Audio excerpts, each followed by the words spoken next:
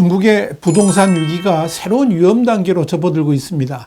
중국 최대의 부동산 개발업체들이 줄줄이 파산 위기에 몰린 데 이어서 특히 결코 파산하지 않을 거라고 장담했던 완커까지 상상을 초월하는 손실을 기록하면서 이 중국의 부동산 위기는 이제 수습 불가능이다, 이런 판정이 나왔습니다. 그러니 중국 당국도 당황하고 있는 것입니다. 와이타임스가 이 문제를 짚어봤습니다. 지금 시작합니다. 블룸버그는 현지 시간으로 12일 중국 헝다그룹과 같은 부동산 개발업체들이 채무 불이행에 빠진 지 4년이나 지난 시점에서 공산당 관리들은 1월 말에 중국에서 마지막으로 살아남은 부동산 거인 중 하나인 중국 완커도 파산 위기에 몰렸지만 이를 살릴 방법이 마땅치 않아서 고심 중이라면서 완커의 채권 가격도 폭락한 데다가 62억 달러, 그러니까 한 9조 원 정도의 사상 최대 손실이 경고되면서 이 완커의 본거지인 선전지역의 관계자들이 완커 살리기에 나섰다, 이렇게 보도했습니다. 블룸버그는 이어서 최대 위기에 몰린 완커를 살리기 위한 작업이 시작되었다는 것은 시장이 일단 숨을 돌릴 수 있는 기회를 주긴 했지만 지금 중국의 부동산 시장이 얼마나 위기에 빠져 있는지 다시금 보여주었다면서 중국 경제를 발목 잡은 부동산 위기로 인해서 세계 최대 규모인 약 1,600억 달러, 그러니까 233조 원의 부실 채권이 발생을 했고 상황이 악화되고 있다고 밝혔습니다. 블룸버그는 문제는 시진핑 정부의 여러 차례 경기 부양책에도 불구하고 부동산 경기가 회복될 조짐을 전혀 보이지 않고 있다는 점이라면서 이에 따라 중국의 은행들은 상하이 같은 주요 도시 외에는 부동산 프로젝트에 대한 대출을 전면 중단했으며 글로벌 채권자들은 날이 갈수록 인내심을 잃고 있다고 전했습니다. 블룸버그는 그러면서 이미 미국이안, 그러니까 컨츄리 가든을 포함한 최소 12개의 유명한 부동산 개발업체들이 청산 직전의 위기에 몰려 있다면서 이런 위기가 이젠 홍콩으로까지 번지고 있어서 부동산 위기는 걷잡을 수 없이 확대되고 있다고 싶었습니다. 홍콩의 금융허브에서 가장 유명한 가문 중 하나에 의해서 지배되고 있는 부동산 거대 기업인 유월드 디벨롭먼트는 손실이 증가함에 따라서 자산을 매각하고 주요 부동산 일부를 담보로 잡기 위해 서두르고 있습니다. 이런 부동산 위기의 심화는 그리 안에도 도널드 트럼프 정부의 출범과 함께 앞으로 더욱 강화될 관세 전쟁 등의 엄청난 악재로 작용될 수 있다는 점에서 문제의 심각성이 있습니다.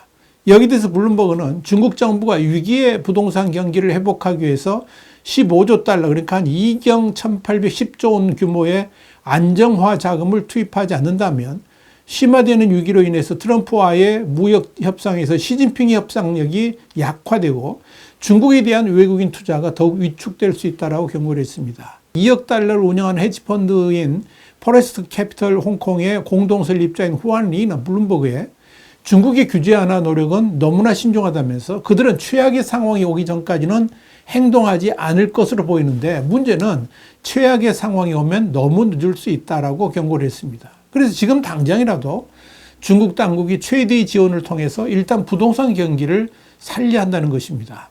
우리 신문도 여러 차례 경고를 했습니다만은 중국 경제를 살리는 최우선적인 발걸음은 우선 부동산 경기를 살리는 것으로부터 시작돼야 됩니다. 중국인들의 80% 이상의 자산이 묶여 있는 곳이 바로 부동산이기 때문에 그렇습니다.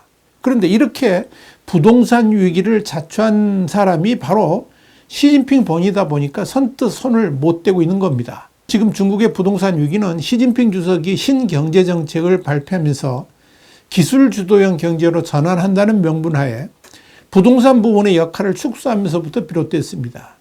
이를 위해서 중국 정부가 부동산 개발 업체들에 대해서 과도한 레버리지를 단속하고 주택 거품을 해결한다고 나서면서부터 부동산 위기는 종잡을 수 없는 위기로 빠져들었습니다. 이와 관련 블룸버그는 중국의 주택 가격은 2021년의 정점 상황에서 무려 30% 정도가 하락했다면서 이로 인해 부동산 시장이 붕괴됨으로 인해서 18조 달러, 그러니까 한 2경 6천조 원 규모의 가계 자산이 파기되었다고 짚었습니다. 블룸버그는 이어서 주택 부문이 경제에 기여하는 비중이 약 24%에서 19%로 감소할 정도로 부동산 산업 전체가 심각하게 위축되었다고 밝혔습니다. 블룸버그는 지금 중국의 부동산 위기의 초점은 사실상 국영기업이나 다름없는 완커의 회생 여부라면서 중국에서 5번째로 큰 개발업체인 완커가 2025년에 도래하는 채권이 무려 49억 달러 이르는데 지금 상황에서는 이런 채권을 도저히 해결할 가능성이 보이지 않는다라고 짚었습니다. 그래서 무디스 애널리틱스는 11일에 완커의 재무 성과와 약한 유동성을 이유로 투자 등급보다 7단계나 낮은 CAA1으로 이 등급을 하향 조정했습니다. 문제는 이미 지적한 바와 같이 완커가 국영개발 회사라는 점입니다. 상하이 실버리프 인베스트먼트의 채권 부문 부책임자인 쉬 리창은 완커가 붕괴된다면 중국 정부가 이미 내놓은 부동산 시장 안정화 정책 등에 대해서 신뢰를 하지 않게 될 것이고 그 다음 또 어떤 회사가 위기를 맞게 될 것인지 궁금해할 것이라고 짚었습니다. 이미 말씀드린 바와 같이 중국의 부동산 위기가 본격적으로 시작된 지 벌써 5년이 넘었습니다. 그런데 문제는 지금도 부동산 경기의 하락세는 지속되고 있다는 겁니다. 이는 당장 수많은 중국인 가정들의 가계 재정을 힘들게 만들고 있고 이로 인해서 부득이하게 엄청난 적자를 감수하면서 부동산을 매각해야 되는 그런 상황으로 몰리게 됐습니다. 이와 동시에 투기성 프로젝트로 막대한 부채를 쌓은 아파트 개발 업체들은 파산 직전까지 내몰고 있습니다. 이런 상황에서 중국에서 가장 신뢰가 있는 부동산 개발 업체인 완커까지 최대 위기 상황으로 내몰리면서 중국의 부동산 위기가 어디로 또 어떻게 번져갈지 초미의 관심사로 등장한 겁니다. 사실 중국에 있어서 부동산 시장이 갖는 의미는 상당히 특별합니다. 지난 1998년만 하더라도 중국의 인구의 3분의 1만이 도시에 거주를 했는데 그 후에 도시 인구가 4억 8천만 명 증가하면서 이 비율은 3분의 1로 늘어났습니다. 그러면서 중국 전 도시에서 부동산 붐이 일었습니다. 신흥 중산층들은 안전한 투자처로 부동산을 꼽았고 이로 인해서 지난 2022년까지 15년 동안에 주택가격은 6배나 폭등을 했습니다. 이 과정에서 중국의 지방정부들은 공공토지의 매각으로 엄청난 수익을 올렸고요.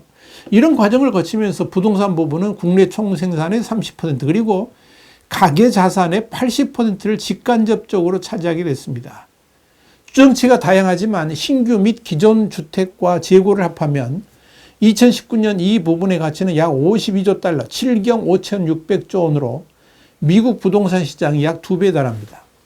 문제는 이렇게 사실상 중국 경제에서 가장 중요한 산업이라 할 수 있는 부동산 경제를 시진핑 정권이 너무 만만하게 보고 손을 대기 시작했다는 겁니다.